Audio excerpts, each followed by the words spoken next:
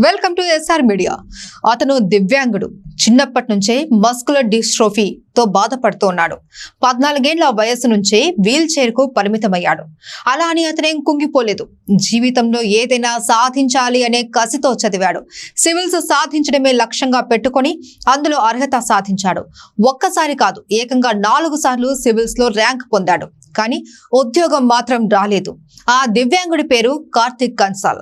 Fake disability certificate తో civils ఉద్యోగం పొందిన పూజా ఖేద్కర్ వివాదం వేళ అర్హుడైన కార్తిక్ కు అన్యాయం జరిగింది అంటూ ఆయన స్టోరీ సోషల్ మీడియాలో వైరల్ గా మారింది. కార్తిక్ స్టోరీని retired IAS Sanjeev Gupta Twitter లో పోస్ట్ చేశారు.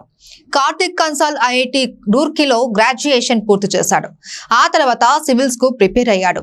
2019లో 813వ ర్యాంక్ సాధించాడు. అప్పుడు మొత్తం 15 లోకోమోటర్ డిజబిలిటీ ఖాళీలు ఉండగా 14 పోస్టులను భర్తీ చేశారు. కార్తిక్ కు ఉద్యోగం రావాల్సి ఉండగా రాలేదు. ఇక 2021లో కార్తిక్ 271వ ర్యాంక్ సాధించాడు. ఆ నోటిఫికేషన్ లో 7 లోకోమోటర్ డిజబిలిటీ పోస్టులు ఉండగా 4ని భర్తీ చేశారు. ఆ కేటగిరీలో కార్తిక్ ఫస్ట్ ప్లేస్ లో ఉన్నప్పటికీ ఉద్యోగం ఇవ్వలేదు. ఇక 2022లో 784, 2023లో 829వ ర్యాంకులు సాధించిన యూపీఎస్సీ ఉద్యోగం ఇవ్వలేదు. దీనిపై కార్తిక్ సెంట్రల్ అడ్మినిస్ట్రేటివ్ ట్రిబ్యునల్ ను ఆశ్రయించారు.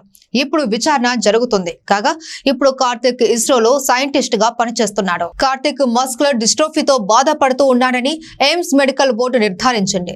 డిజబిలిటీ 60%మేనని సర్టిఫికెట్ లో ఉంది, కానీ అది 90% అని పేర్కొంది.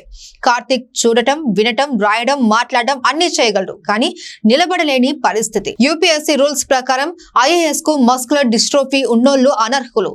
నిపుణుల సూచన మేరకు ఫంక్షనల్, ఫిజికల్ అర్హతలను బట్టి దివ్యాంగులకు సర్వీసులను కేటాయిస్తాం. కార్తిక్ ర్యాంక్ అర్హతలను బట్టి ఆయన ఏ సర్వీస్ కు సరిపోలేదు అని యూపీఎస్సీ పేర్కొంది.